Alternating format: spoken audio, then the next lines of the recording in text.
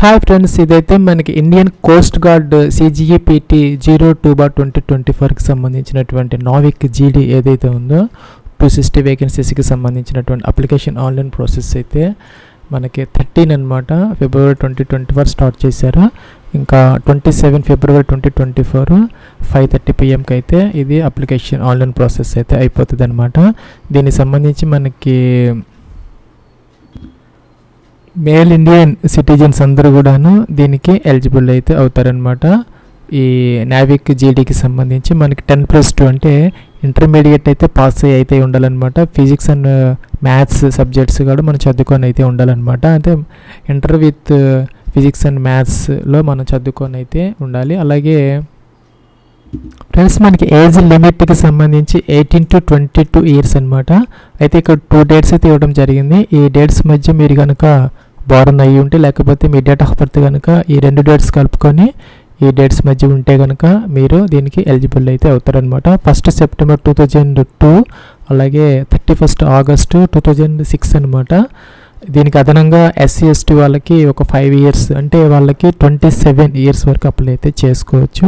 అలాగే OBC non creamy layer ఎవరైతే ఉంటారో NCL వాళ్ళకైతే 25 ఇయర్స్ వరకు అప్లై అయితే చేసుకోవచ్చు అనమాట. ఫ్రెండ్స్, ఇంకా మనకి జోనల్ వైజ్ వేకెన్సీస్ తీసుకుంటే మనం ఈస్ట్ జోన్ కిందకైతే వస్తామన్నమాట. ఆంధ్ర అండ్ తెలంగాణ దాంట్లో మనకి 33 వేకెన్సీస్ దాకా ఉన్నాయన్నమాట. ఇక్కడ మనకి ఈస్ట్ తీసుకుంటే ఆంధ్రప్రదేశ్, తమిళనాడు అలాగే పుదుచ్చేరి అయితే ఇచ్చారు. ఫ్రెండ్స్, మనకి మెడికల్ స్టాండర్డ్స్కి సంబంధించి హైట్ 157 సెంటీమీటర్స్ అయితే ఉండాలన్నమాట. అలాగే చెస్ట్ 5 సెంటీమీటర్స్ ఎక్స్పాన్షన్ అయితే అవ్వాలి.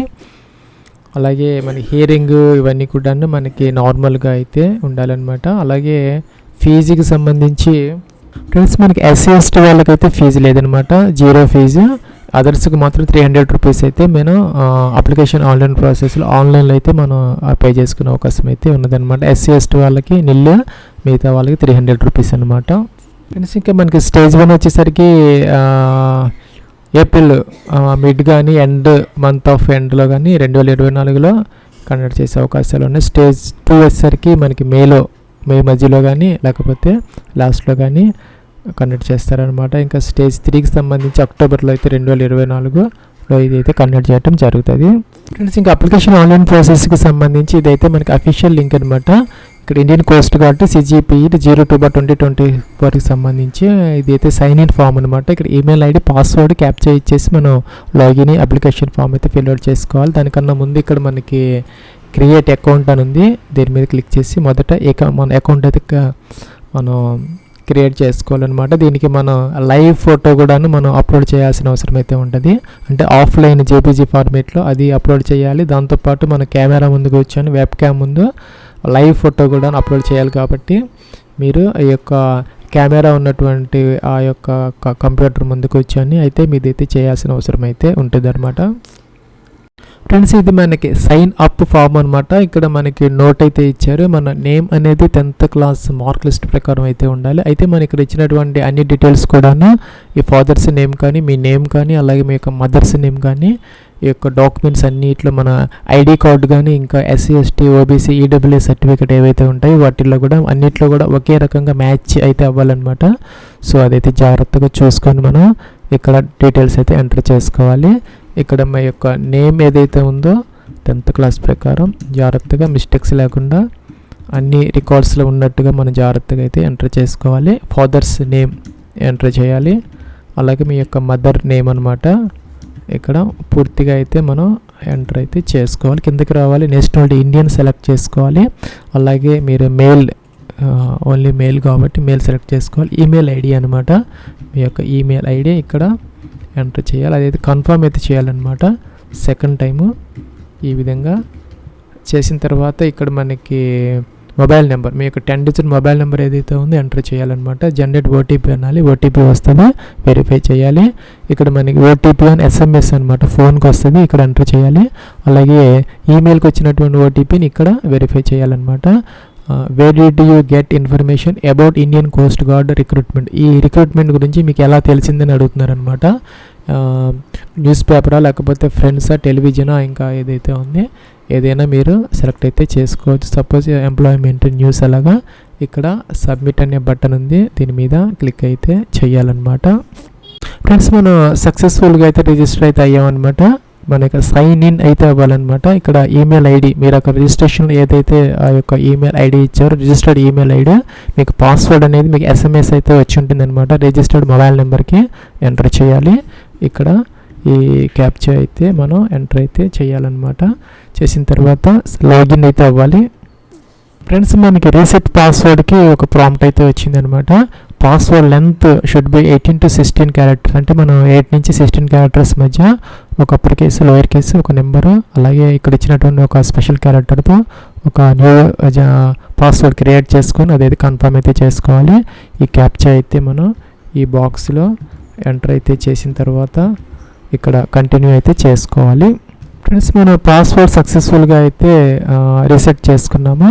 ఇక్కడ మనకి డాష్బోర్డ్ ఓపెన్ అయింది అనమాట. మన దీనికి CGPT 02/2024కి సంబంధించి ఇక్కడ మనకి ఇన్స్ట్రక్షన్స్ అయితే ఇచ్చారు హిందీలో, ఇంగ్లీష్లో. ఇక్కడ టిక్ ఆన్ అయితే చేయాలన్నమాట. ఇది టిక్ ఆన్ చేసిన తర్వాత ఇక్కడ మన సబ్మిట్ అనే బటన్ ఉంది, దీని మీద మనం క్లిక్ అయితే చేసుకోవాలన్నమాట.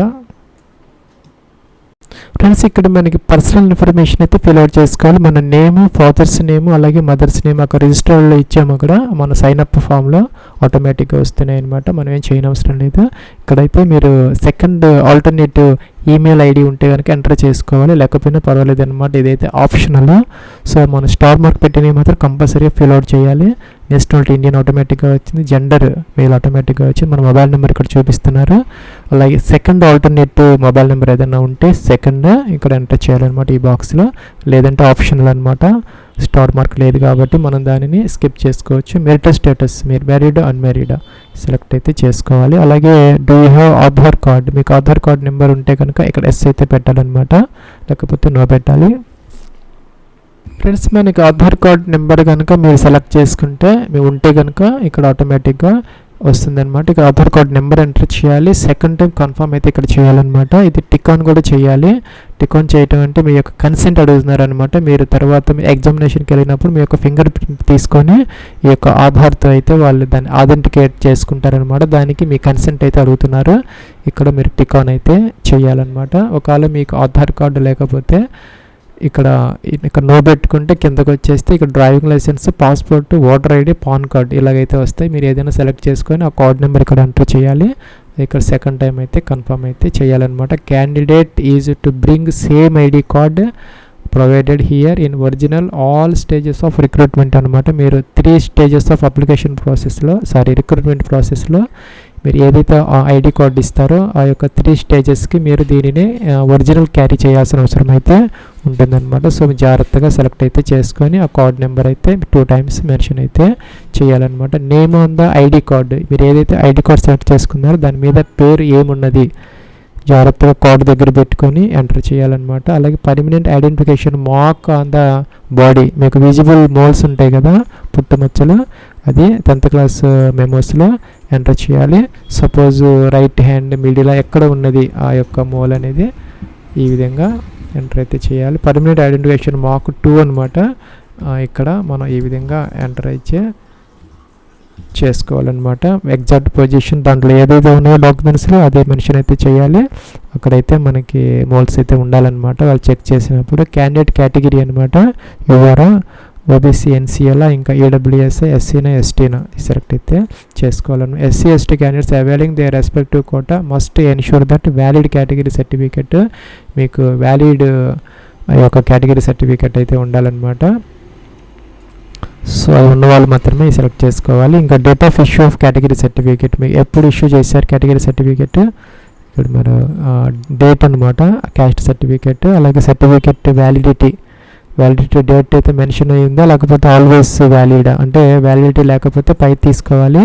నో వ్యాలిడిటీ డేట్ మెన్షన్ అయింది సర్టిఫికేట్. సో మనం ఎప్పటికీ కూడా అది వ్యాలిడ్గా ఉంటుంది అనమాట, డేట్ ఉండదు. లేదు డేట్ ఉంటే కనుక కింద తీసుకోవాలన్నమాట. ఏదో ఒకటి మనం సెలెక్ట్ చేసుకోవాలన్నమాట. అలా డేట్ ఆఫ్ బర్త్ క్యాలెండర్ ఇచ్చారు, దీని నుంచి మనం మీ యొక్క ఏజ్ ఏదైతే ఉందో అది ఇక్కడ సెలెక్ట్ అయితే చేసుకోవాలన్నమాట. ఫ్రెండ్స్ మనకి 22 years ఇందాక చెప్పినట్టుగా 1st September 2002, అలాగే 31st August 2006 అనమాట. ఆ 2 డేట్స్ మధ్య మాత్రమే మీ యొక్క ఏజ్ అనేది ఉండాలి. మొదట ఇయర్ ఏదైతే ఉందో అదైతే మీరు ఇక్కడ సెలెక్ట్ అయితే చేసుకోవాలన్నమాట. ఈ విధంగా సెలెక్ట్ చేసుకోవాలి. తర్వాత ఇక్కడ మనకు proof of date of birth కోసం మీరు బర్త్ సర్టిఫికేట్ 10th క్లాస్, మీ 10th క్లాస్ ఉంటుంది కాబట్టి తీసుకోవచ్చు. లేని వాళ్ళ బర్త్ సర్టిఫికేట్ అయితే సెలెక్ట్ చేసుకోవాలి. ఏజ్ రిలాక్సేషన్ కావాలంటే ఎస్ పెట్టాలి, లేకపోతే నో అనమాట. ఇక్కడ అవసరం లేదు కాబట్టి ఇక్కడ అయితే రాలేదనమాట. ఉన్న వాళ్ళకైతే వస్తుంది. ఫీజు వేవర్ అంటే ఇక్కడ మీకు ఫీజు లేదనమాట. SC ST వాళ్ళకి, మిగతా వాళ్ళకి 300 రూపీస్ అయితే ఉంటుంది, మనం పే చేసుకోవాలి. సెలెక్ట్ ఎంప్లాయ్మెంట్ టైప్, మీరు గవర్నమెంట్ సెక్టార్లో ఉంటే 5 తీసుకోవాలి. మీకు అసలు జాబే లేకపోతే అన్ఎంప్లాయిడ్ అయితే 2th తీసుకోవాలి. ఇంకా ప్రైవేట్ సెక్టార్లో జాబ్ చేస్తూ ఉంటే 3th తీసుకోవాలి. ఇంకా ఈ కోస్ట్ గార్డ్లో వర్క్ చేస్తూ ఉంటే 4th తీసుకోవాలన్నమాట. అన్ఎంప్లాయిడ్ అయితే ఇదైతే పెట్టుకోవచ్చు అనమాట. ఫ్రెండ్స్ కిందకి రావాలి. ఫ్రెండ్స్ ఇక్కడ మన అప్లోడ్ ఐడి ప్రూఫ్ అనమాట. నేను పాన్ కార్డ్ ఇచ్చాను కాబట్టి పాన్ కార్డ్ అడుగుతుంది. మీరు ఆధార్ ఇస్తే ఆధార్ అడుగుతుంది. ఏది అడిగితే అది మీరు ఇక్కడ అప్లోడ్ అయితే చేయాలి. డేట్ ఆఫ్ బర్త్ ప్రూఫ్ కోసం మన 10th క్లాస్ మార్క్ షీట్ లేదంటే సర్టిఫికెట్ అప్లోడ్ చేయాలన్నమాట. చూస్ ఫైల్ అనాలి, సెలెక్ట్ చేసుకొని అప్లోడ్ అయితే చేయాలి. పైన మనకు కొన్ని నోట్స్ అయితే ఇచ్చారనమాట.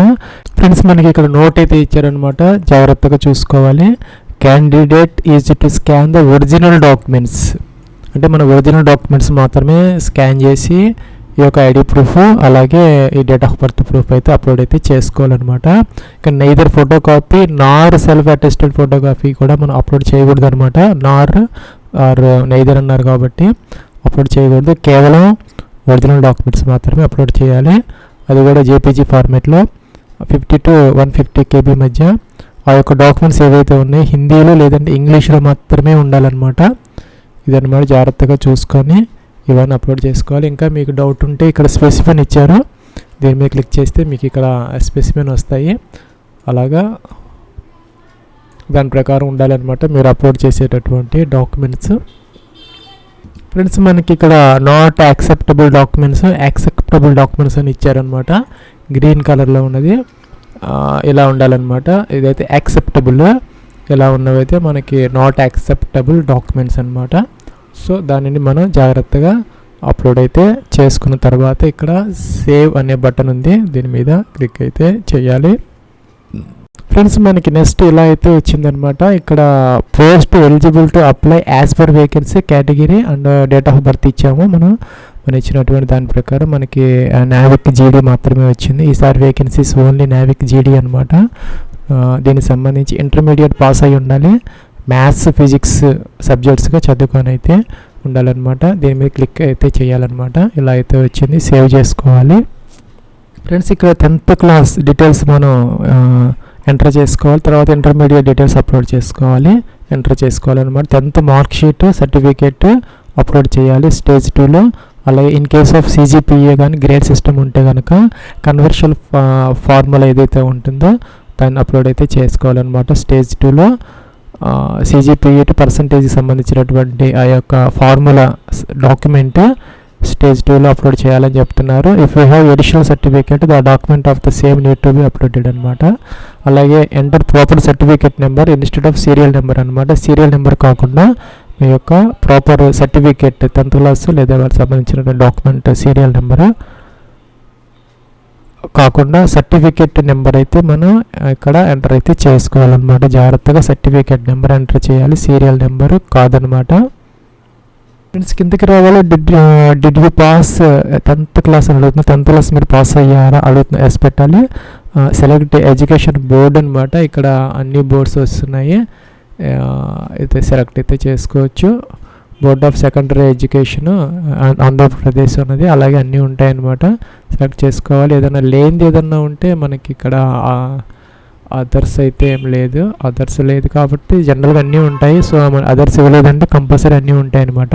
ఇక్కడ మనకి తెలంగాణ కూడా ఉంది, తెలంగాణ ఓపెన్ స్కూల్, అలాగే state board of secondary education.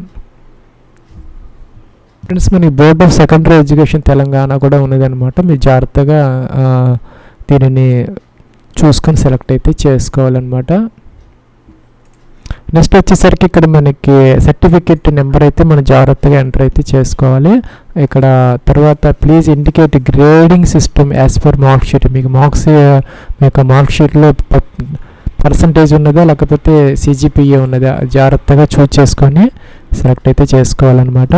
Friends ఇక్కడ ఇయర్ ఆఫ్ పాసింగ్ అయితే మనం ఈ క్యాలెండర్ నుంచి సెలెక్ట్ అయితే చేసుకోవాలన్నమాట. ఈ విధంగా సెలెక్ట్ చేసుకోవాలి. అలాగే did you additional mark sheet for మీకు ఎడిషనల్గా ఏదైనా మార్క్ షీట్స్ ఉన్నాయా సప్లిమెంట్స్ రాసుకోవటం కానీ దానివల్ల ఏదైనా ఉంటే ఎస్ లేకపోతే నేను అనమాట. ఇక్కడ పర్సంటేజ్ అయితే కనుక డీటెయిల్స్ మెన్షన్ చేయాలి. సిజిపిఏ దానికి సంబంధించినటువంటి డీటెయిల్స్ మెన్షన్ చేయాలి.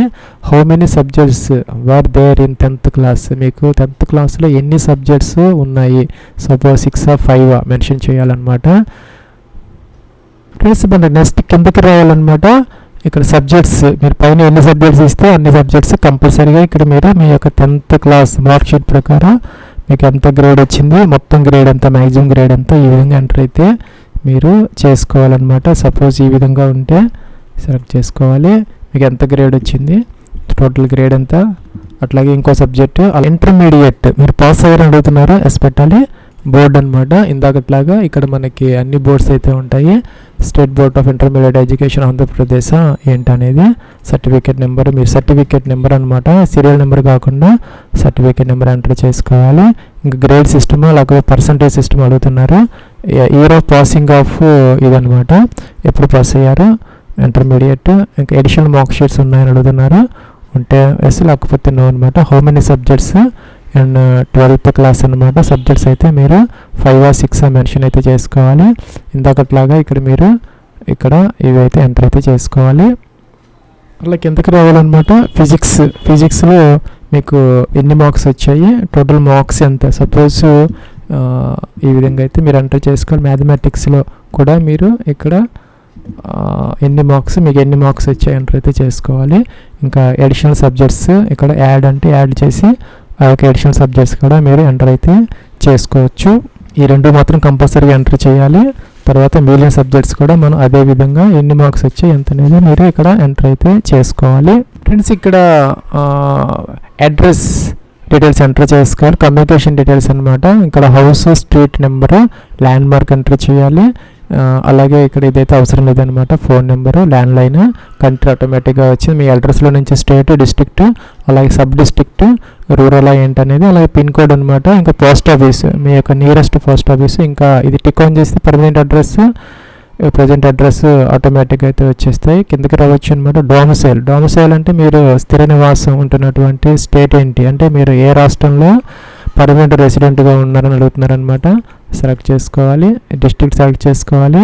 అలాగే డొమిసైల్ సర్టిఫికేట్ అప్లోడ్ చేయాలి మనం ఇక్కడ. అలాగే సర్టిఫికేట్ నెంబర్ కూడా ఎంటర్ చేయాలన్నమాట. నెక్స్ట్ సేవ్ అనే బటన్ ఉంది, దీని మీద క్లిక్ అయితే చేసుకోవాలి. ఫ్రెండ్స్ ఇక్కడ మనకి అడిషనల్ డీటెయిల్స్ అయితే మనం ఎంటర్ చేసుకోవాలి. Have you been discharged from the Indian Army, Navy, అలాగే ఇండియన్ ఎయిర్ ఫోర్స్ నుంచి, లేదంటే ఎనీ గవర్నమెంట్ ఆర్గనైజేషన్ నుంచి మీరు డిశ్చార్జ్ అయ్యారా అని అడుగుతున్నారు అనమాట. మీరు జాబ్ గతంలో చేస్తుంటే కనుక ఎస్ పెట్టాలి, లేకపోతే నో అనమాట. నో మీద క్లిక్ చేస్తే ఈ విధంగా వస్తుంది. డీటెయిల్స్ ఆఫ్ క్రిమినల్ ప్రొసీడింగ్స్ అనమాట. Have any warrant or summons, మీ మీద ఏదైనా కేసులు ఏదైనా ఉన్నాయని అడుగుతున్నారు. జనరల్గా ఎవరికి ఉండవు. ఇంకా or any proceedings in respect of offence eligible to have been confirm pending before criminal cases, ఏదైనా పెండింగ్ కోర్టులో ఉన్నాయని అడుగుతున్నారు, పెట్టాలి. Has any warrant or summons any offence been issued and pending before a court law for the time being in force, మీ మీద ఏదన్నా court cases pending ఇప్పుడైతే ఉన్నాయని అడుగుతున్నారు అనమాట. అలాగే has a warrant for your arrest, మీరు ఎప్పుడైనా అరెస్ట్ వారెంట్ మీకోసం ఇచ్చారని అడుగుతున్నారు. జనరల్గా ఎవరికి ఉండవు, అందరికీ నో అయితే పెట్టుకోవచ్చు. If the applicant has been convicted by a court of India, have you at any time proceedings of date of this, మీరు ఎప్పుడైనా గతంలో కనుక ఈ మీ మీద అఫెన్సెస్ ఉండి మీరు కోర్టుకు హాజరయ్యారని అడుగుతున్నారు అనమాట. ఇక్కడ ఏదైనా మీరు కోర్టుకు హాజరవటం, మీ మీద ఇంప్రిజన్మెంట్ అనమాట, మీకు జైలు శిక్ష ఏదైనా వేశారని అడుగుతున్నారు. అలాగే have you applied in higher court for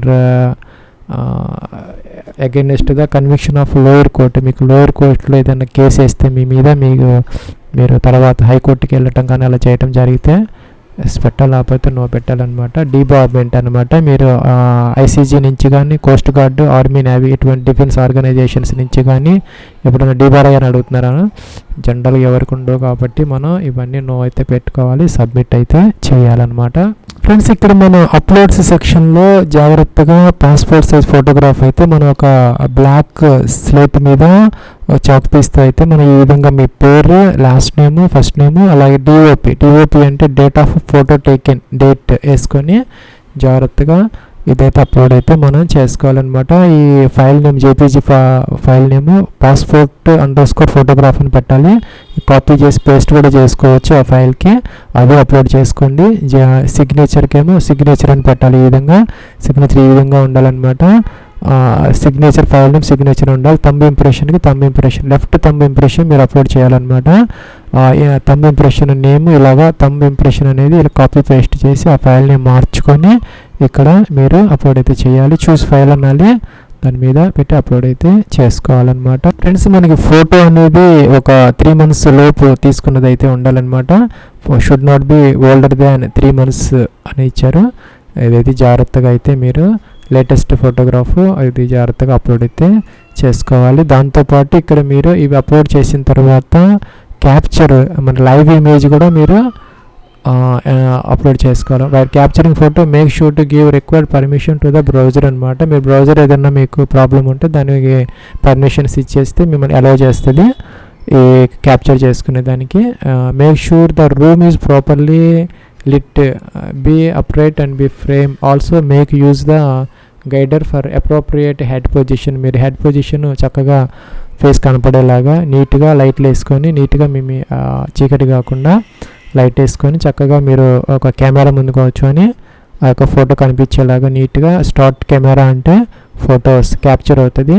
capture అనేది ఇక్కడికి వచ్చింది అనమాట. ఫోటో జాగ్రత్తగా చెక్ చేసుకుని బాగుంటే కనుక సేవ్ అయితే చేసుకొని నెక్స్ట్కి అయితే వెళ్ళొచ్చు. ఇక్కడ సేవ్ చేయాలి, సెకండ్ టైం ఇక్కడ కూడా మీరు సేవ్ అయితే చేసుకోవాలన్నమాట. రిసెట్ అంటే మళ్ళీ పోతాయి, మళ్ళీ మీరు అప్లోడ్ అయితే చేసుకోవచ్చు. మనం నెక్స్ట్ స్టెప్ ఆఫ్ అప్లికేషన్ ప్రాసెస్కి అయితే వచ్చాం. మనం ఇక్కడ ఫస్ట్ ప్రిఫరెన్స్ అయితే మనం 30 kilometers మన అడ్రస్ నుంచి 30 kilometers లోపల ఈ రేడియస్లో ఉన్నదైతే మనం సెలెక్ట్ అయితే చేసుకోవాలి. అలా కనుక ఉంటే కనుక మనం ఇక్కడ ఇవి మనం ఎస్ పెట్టాలి ఇక్కడ, లేకపోతే అయితే నో పెట్టాలన్నమాట. ఇలాగా non complains to this instructions may lead to cancellation of your candidate during the documents verification. మనం ఇదైతే జాగ్రత్తగా అయితే చూసుకోవాలన్నమాట. మనకి 30 kilometers రేడియస్లో కనుక మనం ఉన్నటువంటి ఈ అడ్రస్కి ఉంటే కనుక ఎస్ పెట్టి అదర్వైజ్ అయితే నో పెట్టుకోవాలి. అది జాగ్రత్తగా చూసుకోవాలన్నమాట. మనకి నెక్స్ట్ ఇలాగైతే మన అన్ని ప్రిఫరెన్సెస్ ఇలాగైతే మనం ఇచ్చుకోవాలన్నమాట.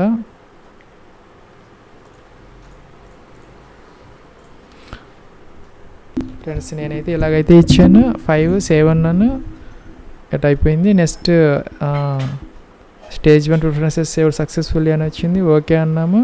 ఇక్కడ మనకి selection of stage 2 exam city preferences ఇక్కడ మనకి ఈస్ట్ జోన్ అని వచ్చింది. మనం ఈ జోన్స్ అయితే మనం ఇక్కడ సెలెక్ట్ అయితే చేసుకోవాలన్నీ కూడాను. అలాగే ఇక్కడ సిటీ కూడాను మనం ఇవైతే సెలెక్ట్ అయితే చేసుకోవాలి.